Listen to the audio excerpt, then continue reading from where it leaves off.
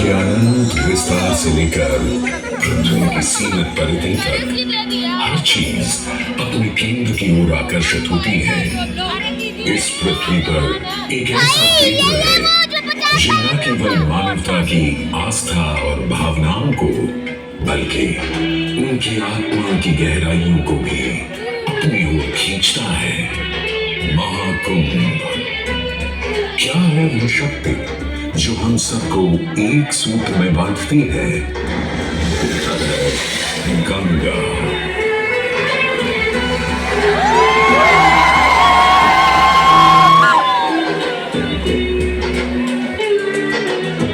किंतु गंगा क्यों? क्योंकि गंगा कोई नदी नहीं है, आस्था की अविरल तरल धारा है गंगा। विश्वासों के बारे में संस्कृतियों की सरिता है गंगा। और इस स्थान पर इस प्रयागों के राज में श्वेत रंगा गंगा का संगम होता है अपनी दो बहनों श्यामल वर्ण यमुना और अदृश्य सरस्वती से। और इस त्रिवेणी संगम के कारण ही यह जगह इतनी महत्वपूर्ण हो जाती है। गंगा के उद्गम के बारे में जो पौराणिक कथा प्रचलित है वो बड़ी ही रोचक और मनमोहक है। तो आइए क्यों न आज हम आपको गंगा अवतरण की कहानी सुनाएं, दिखाएं। राजा बलि पर करता था दम, पूरी पृथ्वी पर फैला था उसका ही आतंक। उसके आतंक को रोकने विष्णु ने धरा एक रूप, 52 अंगुल का बौना बनकर पहुंचे जहां था भूत।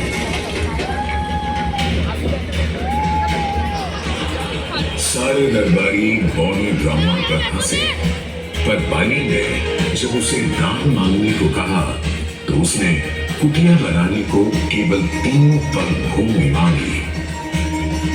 पर जब बौने ब्राह्मण ने भूमि नापनी शुरू की तो जैसे भूचाल नहीं आया। वामन ने पहले पग में पूरी धरती नापी और अगले कदम से स्वर्ग। ब्रह्मा जी ने भगवान विष्णु के चरण होकर उस जल को अपने कमंडल में भर लिया। और अब वामन अवतार ने अपना तीसरा पर बलि के सिर पर रख उसे पाताल लोक भेज मुक्ति दे दी।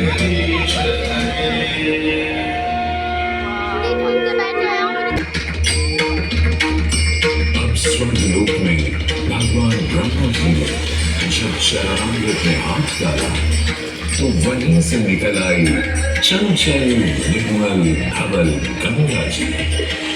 पवित्रा क्यों चंचला, आज से तू मेरी पुत्री और नाम तेरा गंगा।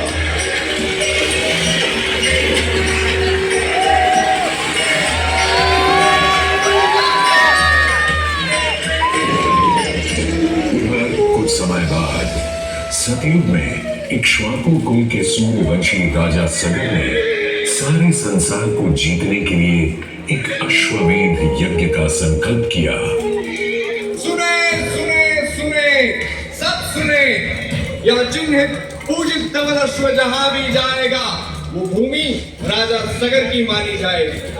यदि किसी ने इस अश्व को रोका या पकड़ा तो उसे सगर के 60,001 पुत्रों और उनकी लक्षाधिक सेना का सामना करना पड़ेगा।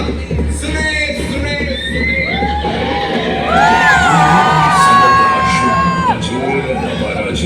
बढ़ता जा रहा था और स्वयं लोक में बढ़ती जा रही थी।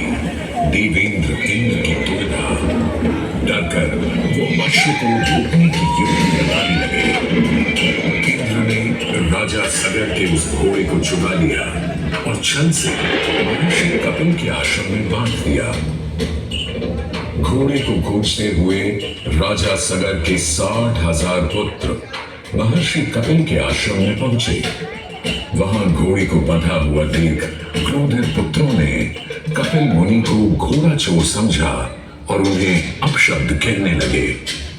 वाचाल कुमारों, यदि कपिल ऋषि ने खोली आंख तो तपस की योगाग्नि से जलकर तुम सब हो जाओगे राख।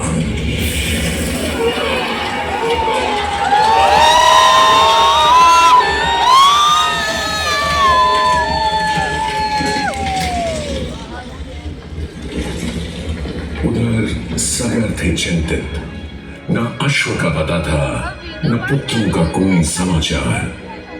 पिता का दुख देख पुत्र अंशुमन चल पड़े खोज पर। जब महर्षि कपिल के आश्रम पहुंचे तो देखा अश्व को और साथ ही अपने 60,000 भाइयों की भस्म को। महर्षि से की क्षमा याचना और पूछा तर्पण का उपाय। तुम्हारे भाई थे घमंडी, अविवेकी और अभिमानी। भस्म कर दिया उन्हें मैंने, जो उन्होंने मेरी नहीं मानी। गंगा जल, केवल गंगा जल ही दे सकता है मुक्ति उन्हें, जो भस्म हुए तुम्हारे परिजन। अंशुमन को अपने भाइयों के तर्पण के लिए गंगा को लाने का बहुत मन था, किंतु किसी को राजधर्म भी तो निभाना था और राज भी चलाना था। देखते देखते 7 पीढ़ियां गुजर गईं, पर 7 पीढ़ियों के बाद समय आने पर राजकुमार भगीरथ ने राजा बनने से साफ मना कर दिया।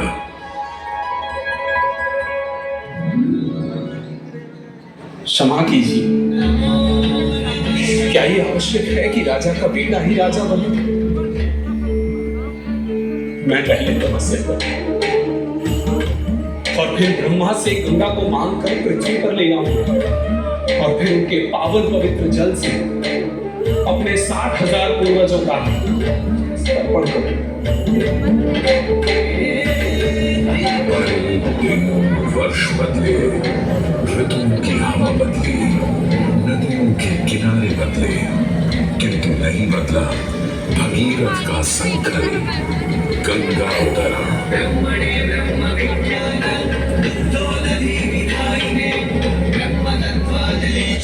पुत्र भगीरथ, हम तुम्हारे तप से प्रसन्न हैं।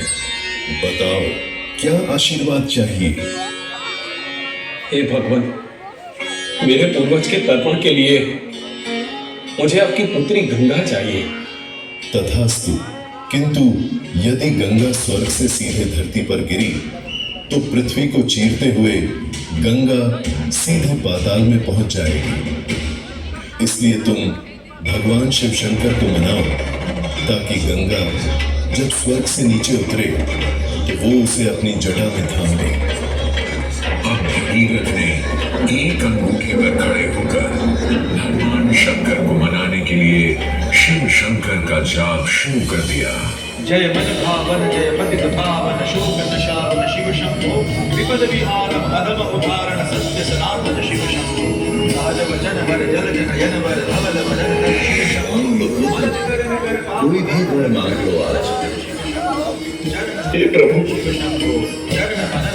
जब गंगा स्वर्ग से धरती पर गिरे तब आप बीच में उन्हें अपनी जटाओं में साध ले, नहीं तो पूरी पृथ्वी नष्ट हो जाएगी। बस इतनी सी बात? ठीक है, ब्रह्मदेव से कहो शिव तैयार है, आने दो गंगा को, आने दो। जय शिव शंकर, जय गंगाधर, जय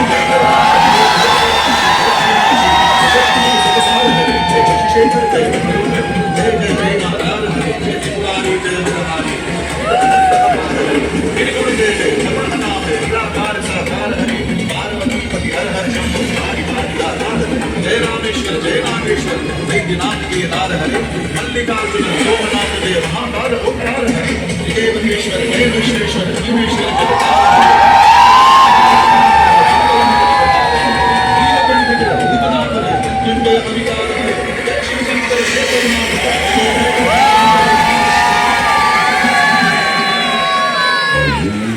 गंगा ने भगीरथ के साथ गंगा सागर जाकर सगर के पुत्रों का उद्धार किया।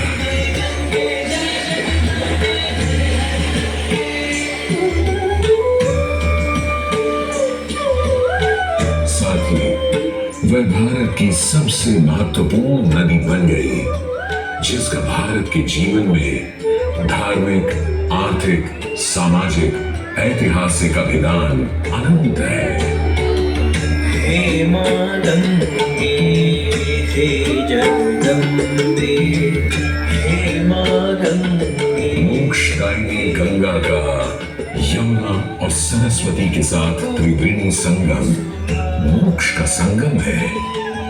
प्रत्येक 12 वर्षों में यह महाकुंभ का स्नान करता है सर्व सिद्धि प्रदान और देता है मोक्ष का वरदान।